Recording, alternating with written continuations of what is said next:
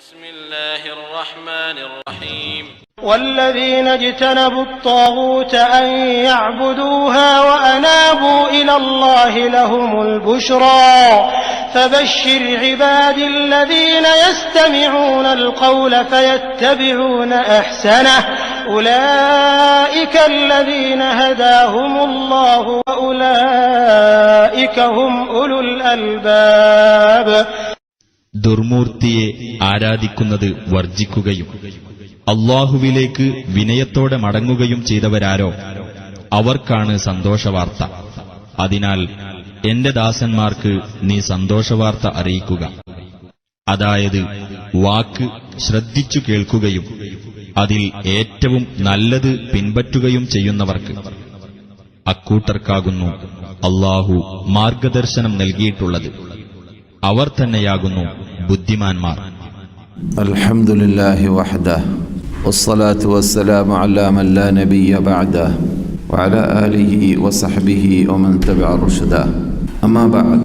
അഊദു ബില്ലാഹി മിനശ് ശൈത്വാനിർ റജീം. വഖളാ റബ്ബുക അല്ലാ തഅബുദൂ ഇല്ലാ ഇയ്യാഹു വബിൽ വാലിദൈനി ഇഹ്സാനാ.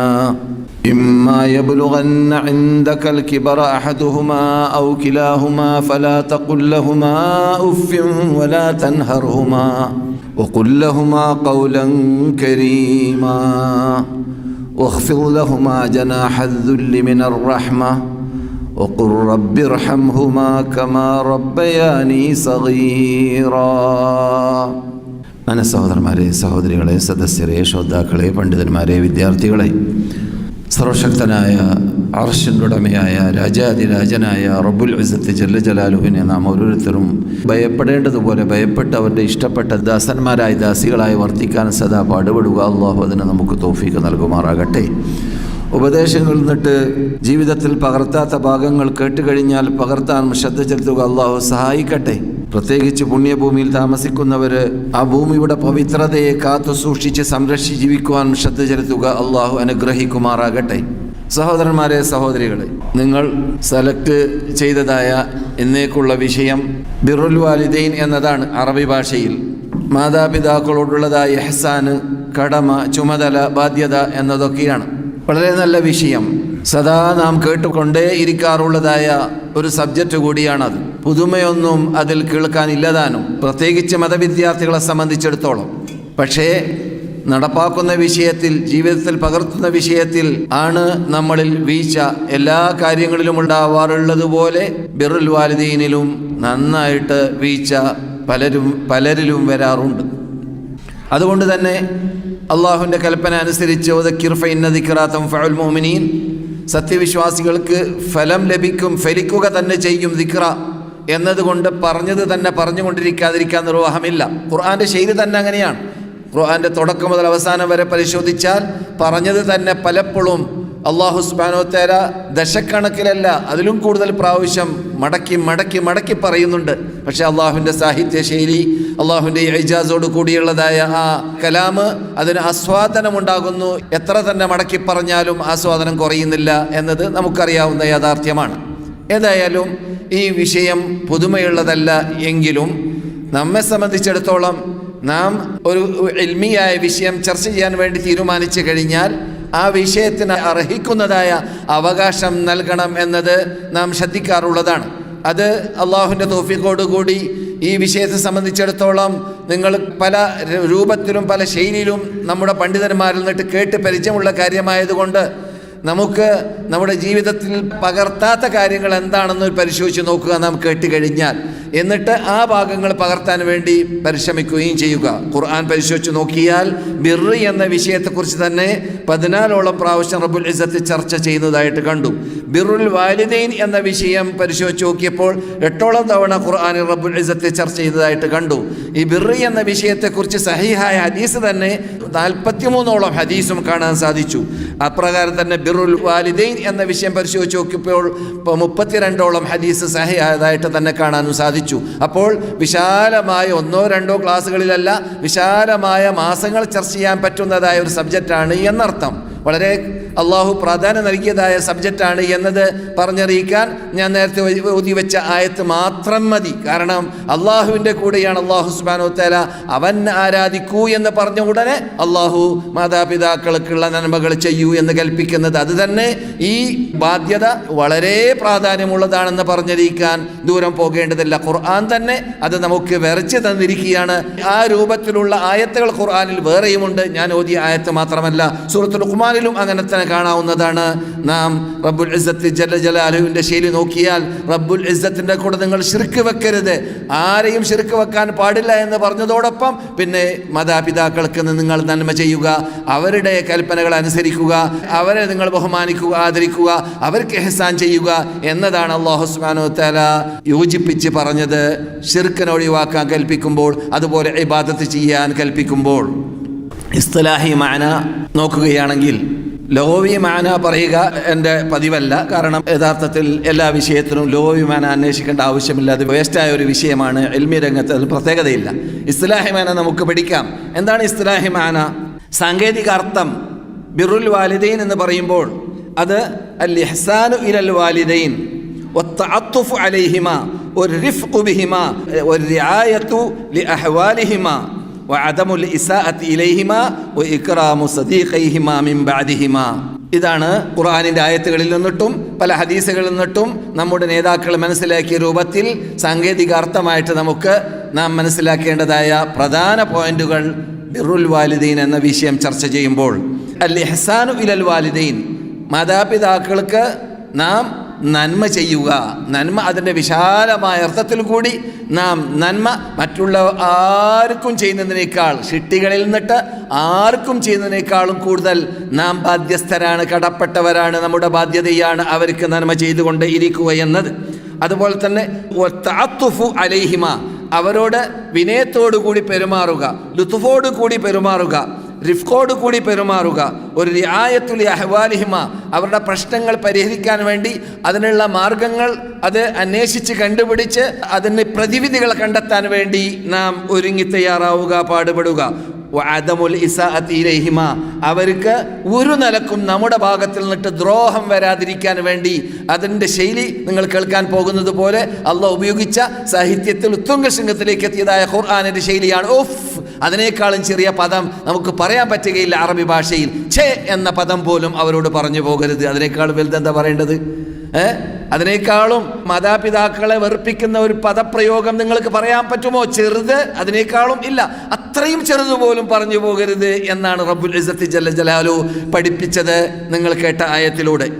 അതുപോലെ തന്നെ മാതാപിതാക്കളോടുള്ള ഇഹ്സാനുകൾ പടർന്നു പിടിക്കുന്നതാണ് എന്നതിലേക്കുള്ള തെളിവാണ് കേൾക്കാൻ പോകുന്ന ഹദീസുകൾ. അതിൽ നിന്നിട്ട് അവർ ഇസ്തിംബാത്ത് ചെയ്തതാണ് ഇക്റാമു സദീഖൈഹിമ, അവരുടെ ചങ്ങാതിമാരെ വരെ ആദരിക്കുക.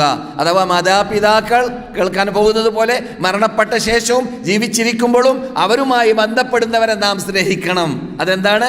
മാതാപിതാക്കളോടുള്ള ഇഹ്സാനിൽ പെട്ടതാണ് അത് എന്നതാണ് നമുക്ക് ഹദീസ് പഠിപ്പിക്കുന്നത്. വിദ്യാർത്ഥികൾക്ക് വേണ്ടി ഈ താരീഫ്, ഇസ്തിലാഹി താരീഫ് ബസായിറു ദവി തമ്മീസ് എന്ന ഗ്രന്ഥത്തിൽ ഫൈറൂസാബാദിയുടെ പുസ്തകമാണ്.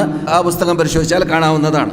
ഇനി വിശദാംശങ്ങൾ ഞാൻ നേരത്തെ പറഞ്ഞതുപോലെ ഒരു ക്ലാസ്സിലൊന്നും പറഞ്ഞു തീർക്കാൻ പറ്റൂല എന്നതുകൊണ്ട് തന്നെ ഇമാം ഖുർത്തുബി റഹ്മത്തുള്ളാഹി അലൈഹി അൽ ജാമിഉ ലി അഹ്കാമിൽ ഖുർആൻ എന്ന അദ്ദേഹത്തിൻ്റെ തഫ്സീറായി നാം ഗണിക്കുന്നതായ ഫിഖ്ഹി മസ്അലകളൊക്കെ നിറഞ്ഞു കിടക്കുന്ന ആ തഫ്സീർ ഗ്രന്ഥത്തിൽ പരിശോധിച്ചാൽ 10ാം വാള്യത്തിൽ 155 മുതൽ 161 വരേക്കും അദ്ദേഹം വളരെ വിശാലമായിട്ട് 10ഓളം കാര്യങ്ങൾ ഇഹ്സാൻ, മാതാപിതാക്കൾക്കുള്ളതായ ബിർ ആവേണമെങ്കിൽ മക്കൾ ചെയ്യേണ്ടതായ ബാധ്യതകളെക്കുറിച്ച് അദ്ദേഹം പരത്തി നിരത്തി പറയുന്നുണ്ട്. ഇഷ്ടമുള്ളവർക്ക് വിദ്യാർത്ഥികളിൽ നിന്നിട്ട് പണ്ഡിതന്മാരിൽ നിന്നിട്ട് അവിടേക്ക് ചെല്ലാവുന്നതാണ്. സുബ്ഹാനല്ലാഹ്, അല്ലാഹു പറയുന്നു വഖളാ റബ്ബുക അല്ലാ തഅബുദു ഇല്ലാ ഇയ്യാ. ഖളാ, അല്ലാഹു സുബ്ഹാനഹു വ തആല വിധിച്ചിരിക്കുകയാണ്. അല്ലാഹുവിൻ്റെ കൽപ്പനയാണ്, അല്ലാഹുവിൻ്റെ ഓർഡറാണ്. അതിന് വിപരീതം കാട്ടാനുള്ള അധികാരമോ അവകാശമോ ശിട്ടികൾക്കില്ല.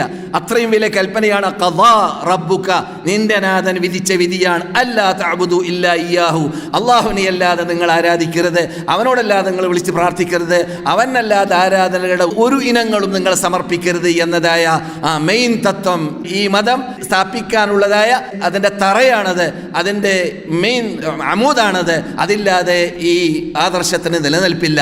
അപ്പോൾ അത് തൗഹീദാണ് എന്ന് നമുക്കറിയാം. വിശദാംശം ഇവിടെ ആവശ്യമില്ല.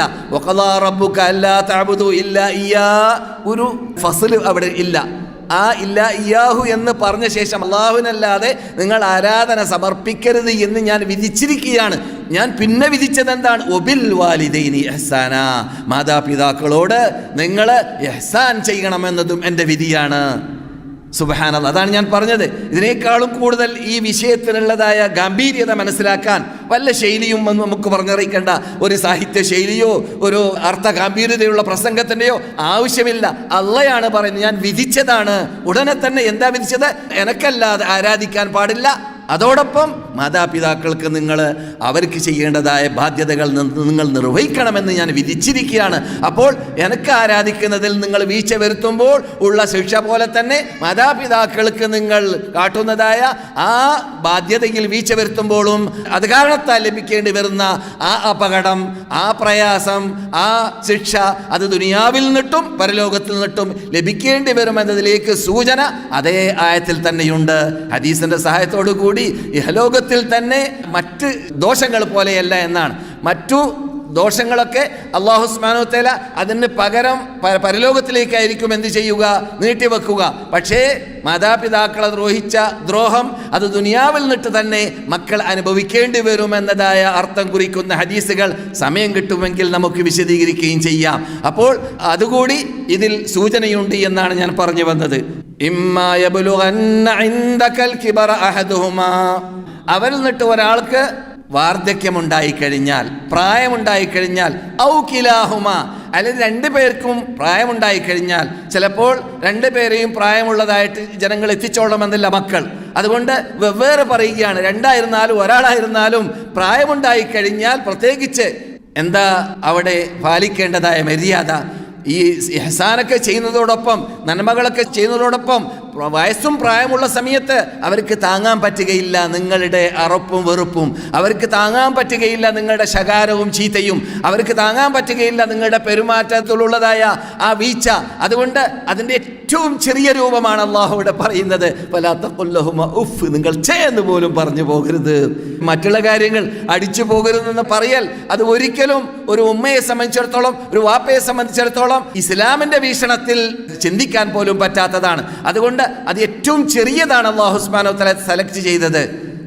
സുബ്ഹാനല്ലാഹ്, ഛേ എന്ന് പോലും പറയാൻ പറ്റില്ലെങ്കിൽ അതിനേക്കാളും ഔലിയായിട്ട് എന്താണ് അതിനപ്പുറമുള്ള എല്ലാ ദ്രോഹങ്ങൾ, എല്ലാ രൂപത്തിലുള്ള ശകാരങ്ങൾ, ചീത്തകൾ, ആക്ഷേപങ്ങൾ, അവഗണനകൾ എല്ലാം ഹറാമും ഹറാമും ഹറാമുമാണ് എന്നതിൽ സംശയമേ ഇല്ല എന്നർത്ഥം. ഫലാ തഖുൽ ലഹുമാ ഉഫിൻ വലാ തൻഹർഹുമാ, ഈ ആട്ടുന്ന സ്വഭാവം ഉണ്ടല്ലോ, അതൊക്കെ സംസാരത്തിൽ തന്നെ ആട്ടലാണ്. എന്താടി, എവിടെയടി? ഉമ്മാനോടെ, കെട്ടിയ പെണ്ണിനോട് പറയുന്ന ശൈലിയിലാ പറയുക. അന്നാലും വിരോധമില്ല. ചില ആൾക്കാരൊക്കെ ഉമ്മാനെ നിങ്ങളെന്ന് വിളിക്കൂല, നീന്ന് വിളിക്കുക. അത് ആദരിച്ചുകൊണ്ട് വിളിക്കുകയാണെന്നാണ് വാദിക്കുക. ശരിയല്ല.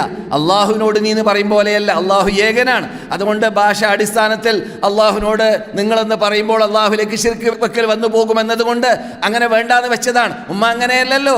ഉമ്മ ആരാധിക്കപ്പെടേണ്ട വ്യക്തിയല്ല, വാപ്പ ആരാധിക്കപ്പെടേണ്ട വ്യക്തിയല്ല. അപ്പോൾ അവരെ നിങ്ങളെന്ന് തന്നെയാണ് വിളിക്കേണ്ടത്. ഭാഷയുടെ ശൈലി മാറ്റണമെന്നാണ് എനിക്ക് അഭിപ്രായം. അങ്ങനെയല്ല മൗലവി? അങ്ങനെ ഉണ്ടോ നിങ്ങളുടെ നാട്ടിൽ? ഞാൻ ചില നാട്ടുകളൊക്കെ കേട്ടതാണ്. ഉമ്മാനെ നീന്നാ വിളിക്കുക, വാപ്പാനെ നീന്നാ വിളിക്കുക, നിങ്ങളെന്ന് വിളിക്കാറില്ല. അങ്ങനെയല്ല, നിങ്ങളെന്ന് ആദരണീയതയുടെ ശൈലിയാണ് അവരോട് സംസാരിക്കുമ്പോൾ ഉപയോഗിക്കേണ്ടതെന്നർത്ഥം. അതെ, ഫലാ തൻഹറുഹുമാ വഖുൽ ലഹുമാ ഖൗലൻ കരീമാ, ആയത്ത് പൂർത്തിയായി കളയാം. അവരോട് സംസാരിക്കുമ്പോൾ വിനയത്തോട് കൂടിയുള്ള സംസാരമാണ് അവരോട് സംസാരിക്കേണ്ടത്. വഖുൽ ലഹുമാ ഖൗലൻ കരീമാ വഖ്ഫിദ് ലഹുമാ ജനാഹ ദുല്ലി മിനർ റഹ്മ വഖുർ റബ്ബി റഹംഹുമാ കമാ റബ്ബയാനി സഗീറ. സുബ്ഹാനല്ലാഹ്, ഖുർആനിന്റെ ആ സാഹിത്യ ശൈലി കണ്ടില്ലേ? ഒരു പടക്കോഴി കുട്ടികളെ പരുന്ത് രാഞ്ചിക്കൊണ്ടുപോകാൻ ശ്രദ്ധിക്കുന്ന കാണുമ്പോൾ ഓടി വന്നിട്ട് ചിറകിന്റെ താഴെ കൂട്ടി ഇണക്കി രക്ഷപ്പെടുത്തും അല്ലേ? അങ്ങനെയുള്ള ആ പ്രവർത്തനത്തിലേക്കാണ് റബ്ബുൽ ഇസ്സത്തി ജല്ല ജലാലുഹു സൂചന നൽകുന്നത്, അല്ലെങ്കിൽ തശ്ബീഹ് നൽകുന്നത്. എന്താണ്? ഇമ്മാ യബ്ലുഗന്ന ഇൻദകൽ കിബറ അഹദുഹുമാ ഔ കിലാഹുമാ ഫലാ തഖുൽ ലഹുമാ ഉഫിൻ വലാ തൻഹർഹുമാ വഖുൽ ലഹുമാ ഖൗലൻ കരീമാ. വിനയത്തോട് കൂടിയുള്ള വാക്ക് അവരോട് പറയണം. വഖ്ഫിദ് ലഹുമാ ജനാഹ ദുല്ലി. ദുല്ല് എന്ന് പറഞ്ഞാൽ എന്താണ്? താഴ്മയുടെ ചിറക് അവർക്ക് താഴ്ത്തണം, താഴ്മയുടെ ചിറക് അവർക്ക് താഴ്ത്തി കൊടുക്കണം. വിനയത്തോടു കൂടി സംസാരത്തിലും സമീപനത്തിലും പെരുമാറ്റത്തിലും എല്ലാം അവരെ ആദരിക്കുന്ന, ബഹുമാനിക്കുന്ന, എന്ത് വേണം മാമ, ഉമ്മ, അല്ലെങ്കിൽ എന്ത് വേണം വാപ്പ, എന്താണ് നിങ്ങൾക്ക് ആവശ്യമുള്ളത് എന്ന് വിനയത്തോടു കൂടി യാ അബത്തി എന്ന് ഇബ്രാഹിം പറഞ്ഞതൊക്കെ ഖുർആൻ പറയുന്നുണ്ടല്ലോ. ആ ശൈലി, അയാൾ ആ മുസ്ലിമാണ്, ആര്? ഇബ്രാഹിമിന്റെ വാപ്പേ. ആ മുസ്ലിം ആയതോടുകൂടി ആ വിനയത്തോടു കൂടിയുള്ളതായ ശൈലി ഉപയോഗിക്കാൻ മറന്നല്ല ആര്? നമുക്ക് മാതൃകാ പുരുഷനായ മഹാനായ നബിയുല്ലാഹി ഇബ്രാഹിം അലൈഹിസ്സലാം. അപ്പോൾ അല്ലാഹു സുബ്ഹാനഹു വ തആല അതാണ് നമ്മെ പഠിപ്പിക്കുന്നത്. അവരോടുള്ള പെരുമാറ്റത്തിൽ നാം നല്ല വിനയത്തോടു കൂടിയായിരിക്കണം, താഴ്മയോടു കൂടിയായിരിക്കണം അവരോട് നാം പെരുമാറേണ്ടത്. പോരാത്തതിന് നിങ്ങൾ അവർക്ക് വേണ്ടി പ്രാർത്ഥിച്ചു കൊണ്ടേ ഇരിക്കണം. വഖുർ റബ്ബിർഹംഹുമാ കമാ റബ്ബയാനി സഗീറാ, റബ്ബിർഹംഹുമാ കമാ റബ്ബയാനി സഗീറാ. സുജൂദിൽ കിടന്ന് നാം ചെല്ലേണ്ട ദിക്റുകൾ ചൊല്ലി സമയം കിട്ടുകയാണെങ്കിൽ മാതാപിതാക്കൾക്ക് വേണ്ടി സുജൂദിൽ കിടന്ന് പ്രാർത്ഥിക്കാവുന്നതാണ്. കാരണം ഏറ്റവും ഉത്തരം കിട്ടാൻ അർഹപ്പെട്ട സമയമാണ് ഒരു ഷിട്ടി അള്ളാഹുവിൻ്റെ മുമ്പിൽ സുജൂദ് സമർപ്പിക്കുന്ന സന്ദർഭം. ഫഇന്നഹു ഖമിനുൻ അൻ യുസ്തജാബ ലനാ എന്ന റസൂൽ പറഞ്ഞത്, അത് ഉത്തരം കിട്ടാൻ അങ്ങേയറ്റം ബാധ്യതയുള്ള ടൈമാണ്, സമയമാണ് എന്ന്. അപ്പോൾ അങ്ങനെയുള്ള സമയം നോക്കിയിട്ട് അവർക്ക് വേണ്ടി പ്രാർത്ഥിച്ചാലേ തീരൂ. കാരണം അല്ലാഹു സുബ്ഹാനഹു വ തആല അവരിലൂടെ നിനക്ക് ഭൂമിയിലേക്ക് വരാൻ സാധിച്ചു, അവരില്ലെങ്കിൽ നീ ഇല്ല. അവരാണ് നീ വരാനുള്ളതായ മാധ്യമം, അല്ലെങ്കിൽ അതിനുള്ളതായ വസീല അല്ലാഹു സുബ്ഹാനഹു വ തആല സെലക്ട് ചെയ്തത്. അതുകൊണ്ട് അവരിലേക്ക് ചേർത്ത് പറയാതെ നിനക്ക് ഇവിടെ ജീവനില്ല, നീ ആര്? മുഹമ്മദ് ഇബ്നു ഫുലാൻ, മുഹമ്മദ് ഇബ്നു ഫുലാന എന്ന് പറയാതിരിക്കാതെ നിനക്ക് സാധിക്കുന്നതല്ല.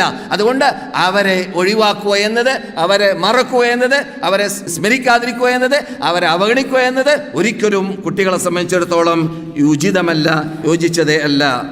അതുകൊണ്ട് തന്നെയായിരിക്കാം റസൂലുള്ളാഹി സ്വല്ലല്ലാഹു അലൈഹി വസല്ലം ബുഖാരിയിലും മുസ്ലിമും റിപ്പോർട്ട് ചെയ്യുന്നത് ഹദീസിൽ ഏറ്റവും വലിയ ശ്രേഷ്ഠതയുള്ള ഇബാദത്ത് ഏതാണെന്ന് റസൂലുള്ളാഹി സ്വല്ലല്ലാഹു അലൈഹി വസല്ലമിനോട് ഇബ്നു മസ്ഊദാണ് റിപ്പോർട്ടകൻ ചോദിച്ചു. ഏറ്റവും ശ്രേഷ്ഠതയുള്ള ഇബാദത്ത് റസൂലുള്ളാഹി സ്വല്ലല്ലാഹു അലൈഹി വസല്ലം പറയുകയുണ്ടായി, നമസ്കാരം കഴിഞ്ഞാൽ ഏറ്റവും ശ്രേഷ്ഠതയുള്ള ഇബാദത്ത് അത് മാതാപിതാക്കൾക്കുള്ളതായ നന്മ ചെയ്യൽ, അവർക്ക് നന്മ ചെയ്യലാണ് നമസ്കാരം കഴിഞ്ഞാൽ ഏറ്റവും ശ്രേഷ്ഠതയുള്ള ഇബാദത്ത് എന്ന് നബിയുനാ മുഹമ്മദ് റസൂലുള്ളാഹി. ബുഖാരി 5970, മുസ്ലിമിൽ 85.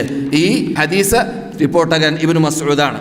എന്നാൽ നബിമാരുടെ സിഫത്തുകൾ ഖുർആൻ പറയുമ്പോഴൊക്കെ നമുക്ക് പാഠമായിട്ടായിരിക്കാം അള്ളാഹു എന്ത് ചെയ്തു. കാരണം നബിമാരുടെ കഥയൊക്കെ പറഞ്ഞിട്ട് അള്ളാഹ് പറഞ്ഞ ശൈലി എന്താണ്? ഫബിഹുദാഹു മുഖ്തദി, അവരുടെ ബാക്കിൽ നിങ്ങൾ കൂടിക്കോ എന്നാണ്. അവരുടെ കഥ കേട്ടാ പോരാന്ന്, മനസ്സിലായില്ലേ? അപ്പോൾ അങ്ങനെയുള്ള നബിമാരുടെ കഥ പറഞ്ഞപ്പോൾ യഹ്യാ നബി അലൈഹി ഇസ്ലാമിനെ കുറിച്ച് യാ യഹ്യാ ഖുദിൽ കിതാബ ബിഖുവ വഅതൈനാഹുൽ ഹുക്മ സബിയ്യ വഹനാനം മിൻ ലദുന്ന വസകാത്തൻ വകാന തഖിയ്യ വബർറൻ ബിവാലിദൈഹി വലം യകുൻ ജബ്ബാറൻ അസിയ്യ. മഹാനായ യഹ്യാ അലൈഹി സലാം അവരുടെ മാതാപിതാക്കൾക്ക് നന്മ ചെയ്ത് ജീവിച്ചതായ നേതൃത്വത്തിൽപ്പെട്ട ഒരു നമ്മുടെ നേതൃത്വമാണെന്ന് അള്ളാഹു ഖുർആനിലൂടെ പരിചയപ്പെടുത്തുന്നു സൂറത്ത് മറിയമിൽ. അതുപോലെ തന്നെ മഹാനായ ഈസ നബി അലൈഹി ഇസ്ലാമിനെ കുറിച്ച് സംസാരിച്ചപ്പോൾ വബർറൻ ബിവാലിദതി, എവിടുന്നാണ്? തൊട്ടിൽ കിടന്ന് സംസാരിക്കുകയാണ്.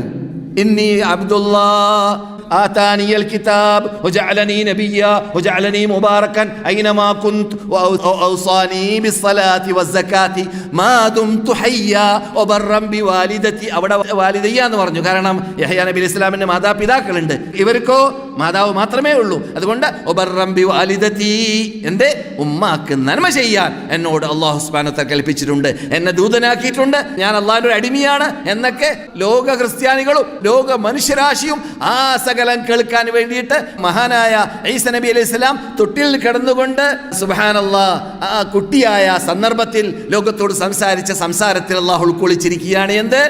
ഈ ജീവിത ലക്ഷ്യമായിട്ട് നബിമാരോട് കൽപ്പിച്ച കൽപ്പനകളിൽപ്പെട്ടതാണ് ആരാധന അള്ളാഹുവിനായിരിക്കണം. അതുപോലെ തന്നെ മാതാവിനെ പിതാവിനെയും പിതാവുള്ളതായ നബിമാരെ സംബന്ധിച്ചിടത്തോളം അവർക്കുള്ള നന്മകൾ ചെയ്യണം എന്ന കൽപ്പന എന്ന് അവരോട് പണ്ടേ പറഞ്ഞിരുന്നു. അവരത് ചെയ്തിരുന്നു. അവരെ നിങ്ങൾക്ക് പാഠം പഠിപ്പിച്ചവരും നിങ്ങളുടെ മാതൃകാ പുരുഷന്മാരുമാണ് എന്ന് പറയും പോലെ നമുക്കതനുസരിച്ച് പഠനം ഉൾക്കൊണ്ടുകൊണ്ട് ജീവിക്കാൻ, അവരിൽ നിന്നിട്ട് മാതൃക ഉൾക്കൊണ്ട് ജീവിക്കാൻ അള്ളാഹു തൗഫീഖ് നൽകുമാറാകട്ടെ. ബനൂ ഇസ്രായേലുകളുടെ കഥ പറഞ്ഞപ്പോഴും അങ്ങനെ തന്നെയാണ്. وإذا أخذ الله ميثاق بني إسرائيل لا تعبدون إلا الله وبالوالدين إحسانا وذي القربى واليتامى. അവിടെയും മാതാപിതാക്കൾക്ക് നന്മ ചെയ്യണമെന്ന് അള്ളാഹ് ഉടമ്പടി വാങ്ങിയെന്നാണ്. ഉടമ്പടി ആരോട്? ബനൂ ഇസ്രായേലുകളോട്. ആ സകലം മുമ്പുള്ള അഹ്ലി കിതാബുകളോട് അള്ളാഹു ഉടമ്പടി വാങ്ങിയ കാര്യങ്ങളിൽ പെട്ടതാണ്. നാം ഉടമ്പടി എന്ന വിഷയം കുറേ വർഷങ്ങൾ ചർച്ച ചെയ്ത് ഓർക്കുന്നുണ്ടായിരിക്കും പഴയ മുഖങ്ങൾ. ഉടമ്പടി എന്ന മീഥാഖ് എന്ന ഒരു വിഷയം ഇവിടെ ചർച്ച ചെയ്തിട്ടുണ്ട് കൊല്ലങ്ങൾ.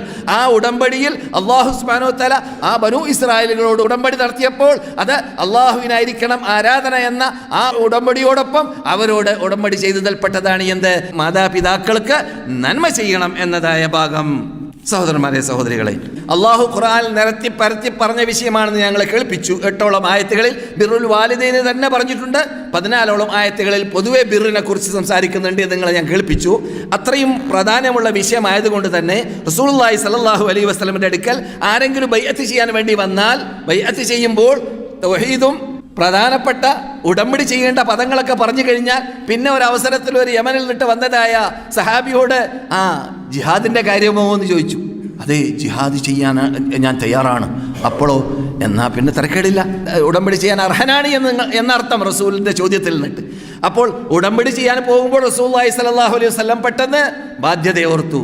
നിങ്ങൾക്ക് മാതാപിതാക്കളുണ്ടോ? അവർ ജീവിച്ചിരിപ്പുണ്ടോ? ഉടനെ തന്നെ ചോദ്യം ഉടമ്പടി ചെയ്യാൻ പോകുന്ന സഹാബിയോട്. അപ്പോൾ അദ്ദേഹം പറയുകയുണ്ടായി, അതേ റസൂലേ, എൻ്റെ മാതാപിതാക്കളുണ്ട്, അവർ യമനിലാണ്. അപ്പോൾ ചോദ്യം, അതിനാലക്, അവർ രണ്ടുപേരും നിങ്ങൾക്ക് അനുവാദം തന്നിട്ടുണ്ടോ യുദ്ധം ചെയ്യാൻ നിങ്ങൾക്ക് അവർ അനുവാദം തന്നിട്ടുണ്ടോ? റസൂലുള്ളാഹി സ്വല്ലല്ലാഹു അലൈഹി വസല്ലമിനോട് ആ സഹാബി പ്രത്യുത്തരം നൽകി, അനുവാദം കിട്ടിയിട്ടില്ല. റസൂൽ മറുപടി നൽകി, ഇർജി ഇലാ അബവൈക, മാതാപിതാക്കളിലേക്ക് നീ മടങ്ങുക. ഫൈൻ ഫഅല ഫഅല, അവർ രണ്ടുപേരും നിന്നെ അനുവദിക്കുകയാണെങ്കിൽ, അതിൻ്റെ ബാക്കി മഹദൂഫാണ്, ഫബിഹാ വ നിഅമത്ത് എന്ന് പറയും പോലെ നല്ലതായി. ഇനി അങ്ങനെയല്ലെങ്കിൽ ഫബിർറഹുമാ, നീ അവിടെ തന്നെ കൂടിക്കോ. അവർക്ക് നീ നന്മ ചെയ്ത് അവരെ സഹകരണം ചെയ്ത് അവരുടെ ബാധ്യത നിർവഹിച്ച് ജീവിക്കലാണ് ജിഹാദിനേക്കാളും ഉത്തമം എന്ന് നബിയുനാ മുഹമ്മദ് റസൂലുള്ളാഹി പറയും പോലെ. അതാണല്ലോ അതിൻ്റെ അർത്ഥം. അതെ, ഈ ഹദീസ് മഹാനായ ഇമാം അബൂ ദാവൂദ് റിപ്പോർട്ട് ചെയ്യുന്ന 2530 നമ്പർ മജ്മഅ സവായിദിൽ ഇമാം അഹ്മദിനെ തൊട്ട് റിപ്പോർട്ട് ചെയ്ത ശേഷം ഇസ്നാദുഹു സഹീഹ് എന്ന് പറയുന്നുണ്ട് അതിൻ്റെ ഉടമ. എന്താ കേട്ടത്? യുദ്ധം ചെയ്യാനേ പോകാൻ ഒരുങ്ങിയവരോട് അല്ല, മാതാപിതാക്കളോട് അനുവാദം ചോദിച്ചിട്ട് മതിയെന്നാണ്. മാതാപിതാക്കളുള്ള അനുവാദമില്ലാതെ തന്നെ വീടൊഴിവാക്കി അവർക്ക് അത്യാവശ്യമായി മക്കളുടെ ആവശ്യമുണ്ട്, മകനെ എനിക്ക് പേടിയുണ്ട്, എനിക്ക് ഉറങ്ങാൻ പറ്റുന്നില്ല എന്ന് പറഞ്ഞതുപോലെ പോലും കൂട്ടാക്കാതെ ഞാൻ കേരളത്തിൽ ജീവിച്ച കാലഘട്ടത്തിൽ ഞാൻ ഓർക്കുന്നുണ്ട്, 3-ാം കളി 2-ാം കളി 1-ാം കളിയൊക്കെ പോകലാണ്. ഇപ്പോൾ പിന്നെ കളിയുടെ പ്രശ്നം അങ്ങനെയുള്ള കളിയല്ല. ഇപ്പം അതിനേക്കാളും വലിയ അപകടത്തിലും അപകടമായിരിക്കാം ഇന്നത്തെ യുഗത്തിൽ യുവാക്കളും യുവതികളൊക്കെ ചെയ്യുന്നതായ പരാക്രമം ചെയ്യുന്നവർ. അള്ളാഹു അവരൊക്കെ ഹിദായത്തിലാക്കട്ടെ. അങ്ങനെയുള്ള പരാക്രമത്തിൽപ്പെട്ടതാണ് മാതാപിതാക്കളെ ഭയപ്പെട്ട് പേടിച്ച് ജീവിക്കുന്ന ഒരു അന്തരീക്ഷത്തിൽ വരെ അവരെ അങ്ങേയറ്റം അത്യാവശ്യമുള്ള സന്ദർഭത്തിൽ വരെ അവരെ കിട്ടൂല, മക്കളെ കിട്ടൂല. അങ്ങനെയുള്ളതായ മഹാ അപകട മേഖലയിലേക്കാണ് ഇന്നത്തെ യുവാക്കളും യുവതികളും മക്കളൊക്കെ എത്തിയിട്ടുള്ളത്. പ്രത്യേകിച്ച് കല്യാണം കഴിച്ചു കഴിഞ്ഞാൽ പിന്നെ ആളെ കാണാൻ തന്നെ ഇല്ല. കല്യാണം കഴിച്ച മകൻ അഥവാ വേറെ ഇരിക്കുകയാണെങ്കിൽ പിന്നെ പറയേണ്ടതുമില്ല. കാറിന് ഹോർണടിക്കലാണ്. ഉമ്മ വന്നിട്ട് വാതിൽ തുറന്നിട്ട് എന്നടാ സുഖം തന്നെ എന്ന് ചോദിച്ചിട്ടില്ലെങ്കിൽ 2 ചീത്ത. കാറിൽ ഇരുന്നിട്ടെ പുറത്തിറങ്ങൂല. കാറിൽ തന്നെ 2 ചീത്ത പറഞ്ഞു ഓടലാണ്. എന്തേ വാതിൽ തുറക്കാത്തത്, എന്തേ ഞാൻ വിളിച്ചപ്പോൾ കൂട്ടാക്കാത്തത്? ഈ ശൈലിയാണ് ഇന്നൊക്കെ നാം യുവാക്കളിൽ നിന്നിട്ട് പലരിലും കാണാറുള്ളത്. ഇതൊക്കെ പുത്തനല്ല, നമുക്ക് സാധാരണ കേൾക്കാറുള്ള ആക്ഷേപങ്ങളിൽ പെട്ടതാണ്. മാതാപിതാക്കൾ ഈ കുട്ടിയെ ജനിച്ചു പോയല്ലോ എന്ന് മാതാവിന് ഖേദം തോന്നിയതായ മാതാക്കളെ ഞാൻ കേട്ടിട്ടുണ്ട്. ഈ കുട്ടിയെ ജനിച്ചിട്ടില്ലെങ്കിൽ തിരക്കേടില്ലായിരുന്നു, എന്നിലൂടെ ഇങ്ങനെയുള്ള കുട്ടി വന്നുപോയല്ലോ, ഇപ്പോൾ എങ്ങനെയെങ്കിലും സംരക്ഷണ മദ്രസകളിലേക്കോ അല്ലെങ്കിൽ വാക്ക് പാലിക്കാത്തതായ യുവാക്കളെ പിടിച്ച് ശിക്ഷിക്കുന്നതായ ചില മേഖലകളുണ്ട്, ആലയങ്ങളുണ്ട്. ആലയങ്ങളിലേക്കൊക്കെ എത്തിച്ചാൽ വിരോധമില്ല, കുട്ടിയുടെ ശല്യത്തിൽ നിന്നിട്ട് ഉമ്മയും വാപ്പയും രക്ഷപ്പെട്ടാൽ വിരോധമില്ല എന്നൊക്കെ പറയുന്ന മാതാപിതാക്കൾ ജീവിക്കുന്നതായ യുഗമാണ് ഇന്നത്തെ യുഗം. സൂക്ഷിക്കണം. അപ്പോൾ ഇത്രയും പ്രാധാന്യം അർഹിക്കുന്നൊരു വിഷയമാണ് എന്ന് ഞാൻ പറയാൻ കാരണം അതാണ്. എത്ര കേട്ടാലും തീരാത്ത. എന്തുകൊണ്ട്? നമ്മുടെ യുവാക്കൾക്ക്, നമ്മുടെ യുവതികൾക്ക് പലർക്കും നടപ്പാക്കാൻ പറ്റാറില്ല, പലരും നടപ്പാക്കാറില്ല. ചിലപ്പോൾ താടിയൊക്കെയുള്ള മനുഷ്യൻ, തലേക്കെട്ടൊക്കെയുള്ള മനുഷ്യൻ, അള്ളാഹനെ പേടിയുള്ള ആളാണെന്ന് നമ്മൾ തെറ്റിദ്ധരിച്ചു പോകുന്ന മനുഷ്യൻ, ഉമ്മാന്റെ അടുക്കലെത്തുമ്പോൾ, വാപ്പാന്റെ അടുക്കലെത്തുമ്പോൾ അവൻ വന്നില്ലെങ്കിൽ തിരക്കേടില്ലായിരുന്നു വീട്ടിലേക്ക് എന്ന് മനസ്സിലാക്കുന്ന ഉമ്മമാർ.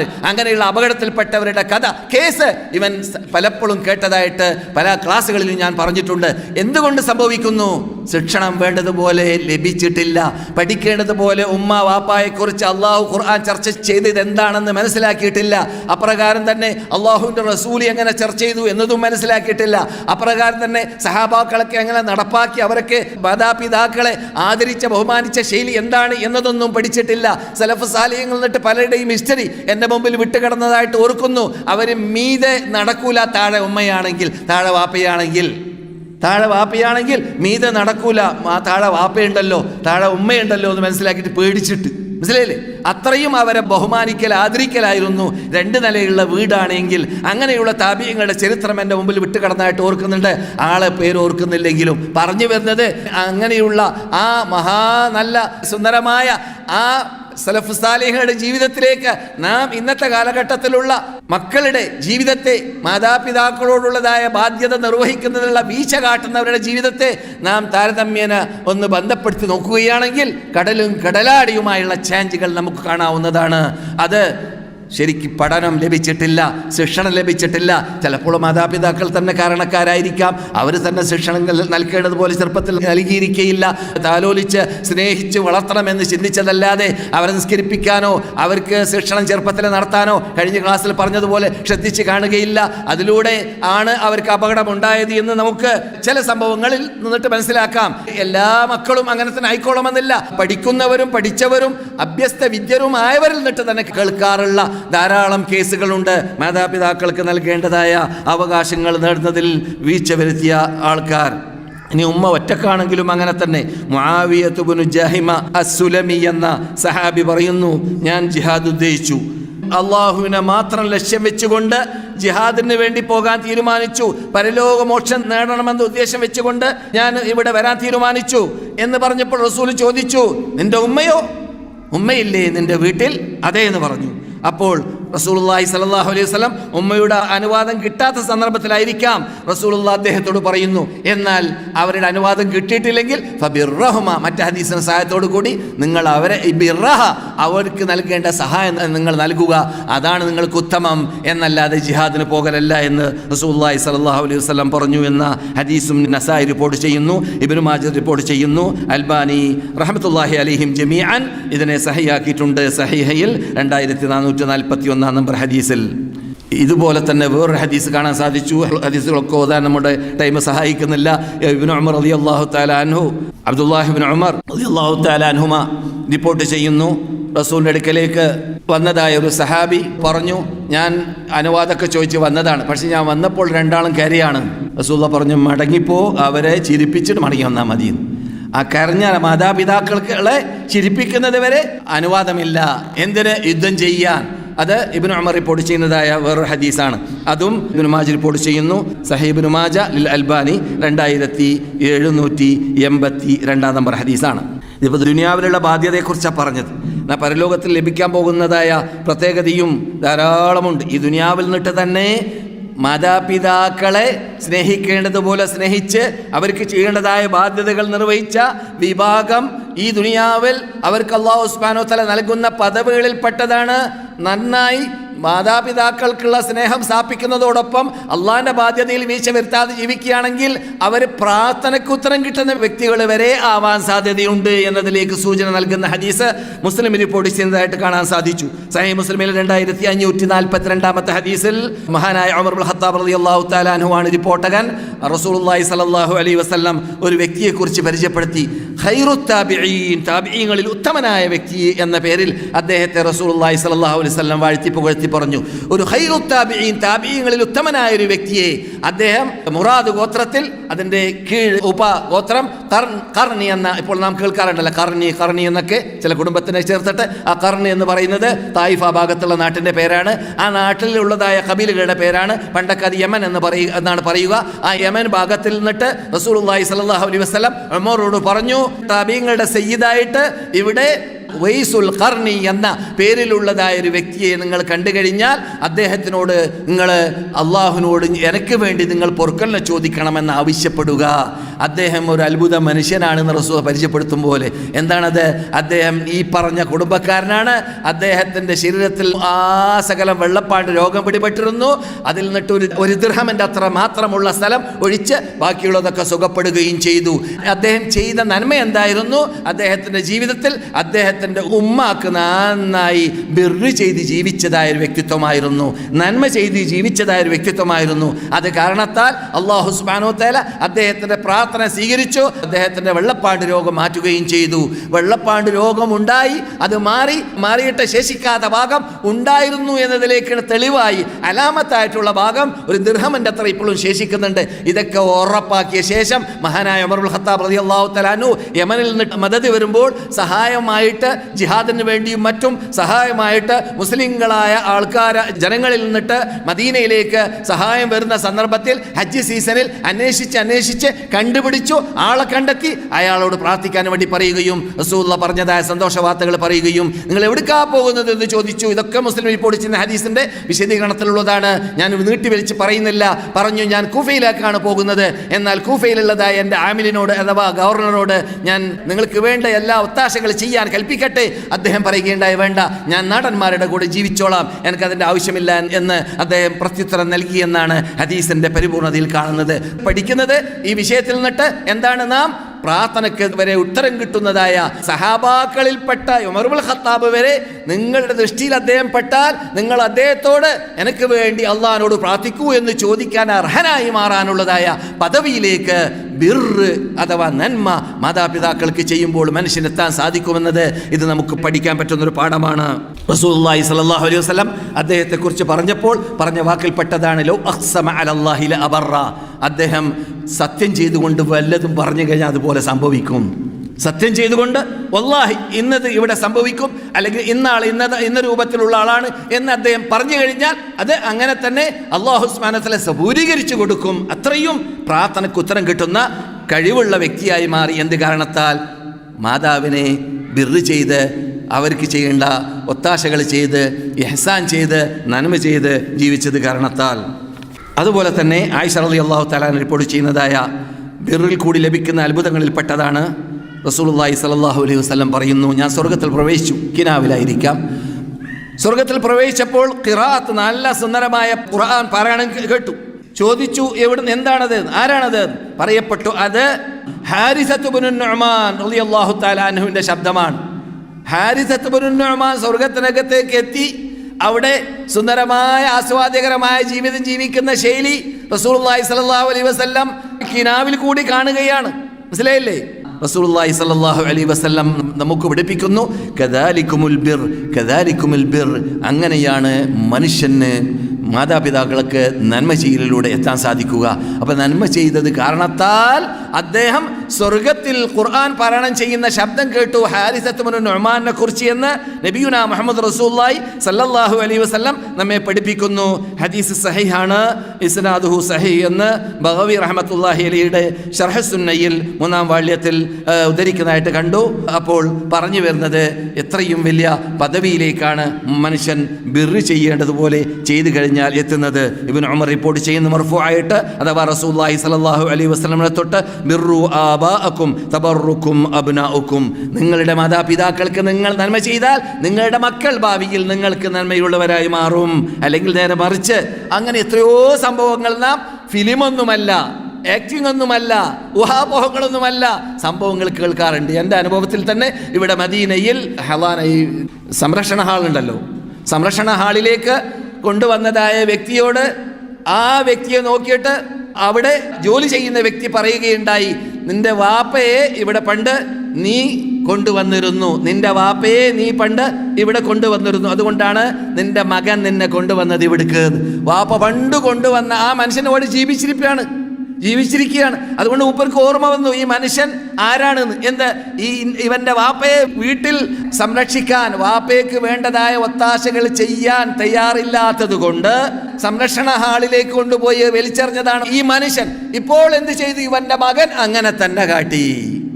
ഇവന്റെ മകൻ ഈ വ്യക്തിയെ കൊണ്ട് അങ്ങനെ തന്നെ കാട്ടി. അതൊക്കെ നേർക്കുനേരെ കണ്ട അനുഭവങ്ങൾ ഇവിടെ മദീനയിൽ സംഭവിച്ചതായിട്ട് എൻ്റെ അനുഭവത്തിലുണ്ട്. പറഞ്ഞു വരുന്നത്, അങ്ങനെയുള്ള അപകടത്തിൽ നാം പ്രാസംഗികന്മാരിൽ നിന്നിട്ട് ഇങ്ങനെയുള്ള ധാരാളം സംഭവങ്ങൾ കേൾക്കാറുമുണ്ട്. അതൊക്കെ ഒരു യാഥാർത്ഥ്യമാണ്.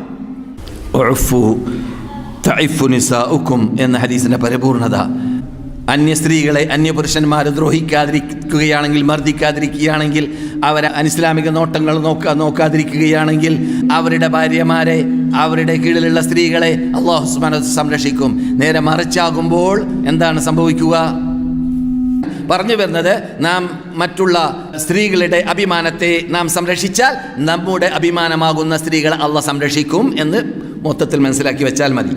നിങ്ങൾ കേട്ട ഹദീസ് നേരത്തെ പറഞ്ഞതുപോലെ മജ്മഅ സവായിദിൽ തബറാനി റഹ്മത്തുള്ളാഹി റിപ്പോർട്ട് ചെയ്യുന്നു എന്ന് പറയുന്നുണ്ട്. മജ്മഅൽ 8:138 തബറാനി ഔസത്തിലാണ് റിപ്പോർട്ട് ചെയ്തത്. അതിൻ്റെ ഇസ്നാദ് ഹസനാണെന്നാണ് വിധി നൽകിയിട്ടുള്ളത്. റസൂലുള്ളാഹിന്റെ പരിസരത്തിൽ ഞങ്ങൾ ഇരിക്കുന്ന വേളയിൽ ബനി സലിമ ഗോത്രക്കാരിൽപ്പെട്ട ഒരു വ്യക്തി കയറി വന്നു. എന്നിട്ട് ചോദിക്കുകയുണ്ടായി, യാ റസൂലല്ലാഹ്, ഹൽ ബഖിയ മിൻ ബിർരി അബവൈഹി ശൈഉൻ അബറുഹുമാ ബിഹി ബഅദ മൗതിഹിമാ? എൻ്റെ ഉമ്മയും വാപ്പയും മരിച്ചു കഴിഞ്ഞാൽ അവർക്ക് ചെയ്യാനുള്ള വല്ല നന്മകളുമുണ്ടോ എന്ന് ബനി സലിമ ഗോത്രക്കാർ. ബനി സലിമ എവിടെയാണ് താമസിക്കുന്നത്?